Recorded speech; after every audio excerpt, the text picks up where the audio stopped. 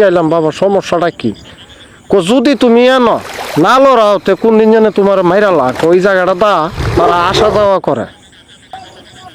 ফানিশ্বর একটা হাল আছে ব্রয়লার হাল, এই ব্রয়লার হাল যখন আমি খরা টানতাম এই সময় মানে ধর্মজাল মাছ মারার জাল, তখন সারা রাইতে জাল পাই। আমার পেশা হইল জাল, আর কোনো কাম টাম আমার নাই। তখন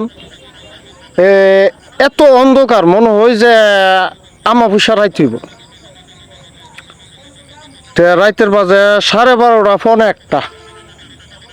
এই সময় তোমার ওরার থেকে বাইরে জালটা টান দিছি। টান দেওয়ার পরে দেখা গেছে মোটামুটি কাইলারা রৌ বোয়ালে বেড়ায় সেরা বাক্কা কিছু মাছ উঠছে। তো জালটা ফালাইছি, আবার ফালাই আসাইরা আবার একটা বয়া একটা সিগারেট খাইছি। খাওয়ার পরে আবার একটা টান দিছি, টানটা দিয়া জালটা সাইরা যখন পিছির দিকে হালি আইতাম লইছি, বাবা বিশ্বাস করতাম না, ছায়া দি মনে একটা গুড়া সাদা দুধের মতন ফক ফক করে। বিখ্যাত গোতরের ফসমটা হারিয়ে গেছে গা। ওহন লাড়ি বেন্দা আছে, ওহন এটা অতরাই ফুরে এনো গুড়া করতে আইব। এটা তো আমরা শৈলই বাড়ি মারছি, এটা যে খিতা পরে কই না এটারে মারণ যাইতো না। এই তুই কেরা আইছো তে না, আমরা তো তোর হুতি করি না, তোরা আমরা হুতি করতে আয়াস করে অন যাইবে না কিতা চাষ ক। অন দিয়ে লাউ চাও করো না, মুখ দিয়া হালি কেল্লা জুলে। অন কিতা হাইবে না যাইবে, অন হালি কেল্লা জুলে। পরে কই আর এইটা মনে মাছ টাছ হাইবার লেগে আইছে। দেখ আমরা গরিব মানুষ, আমরা ফেরের দেয় রাত কালায়া জাল টাল ভাই, তোরে যদি আমরা দেয়াল রে বাবা, আমরা বউ বাচ্চা থাকবো উফাস। আমরা তো চলতেই বোন, তোরা কেমনে তো মন, তুই কিল্লি গাইছ তুই দে, আমরা তো তোর হুতি করি না, তুইও আমরা হুতি করিস না বাবা, তুমি আল্লাহর রাস্তে বাবা যাও গা। পরে হারে রয়েছে জানা আরে অন তো বিপদ পড়ে আছে গা। তখন আমার সাথে আরো 2 বজদা 2 জন আসিন, হেরারে ডাক দিছি, কিরে তোরা একটু আগ গাছে নিয়ে নয়, এটা কিতা করে দেখছে না, দেখ এটা কিতা চা দেখ জায়গা নইলে গেলাম হেরা আইলে আর তোর 3 জনে মিল্লা গেলাম মায়ের দূর করুম। পরে গেলাম বেসা বইব। পরে ছায়া দিয়ে এটা গেছে গা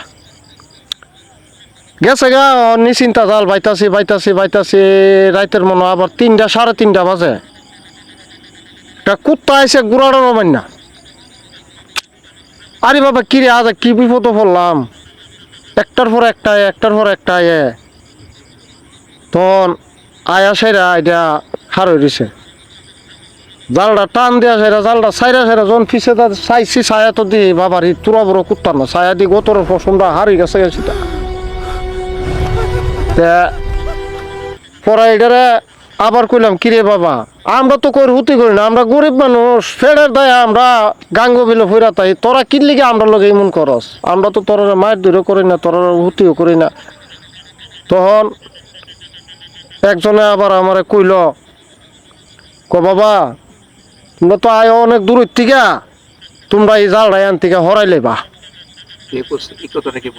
এই কথাটা হিয়ানের একজন লোক নোয়ারির ফানিশ্বর নোয়ারির একজন লোকে কইছে। তখন জিগাইলাম বাবা সমস্যাটা কি, যদি তুমি এনো না লড়াও তে কোন দিন জানে তোমার মাইরা লাগ ওই জায়গাটা দা তারা আসা যাওয়া করে।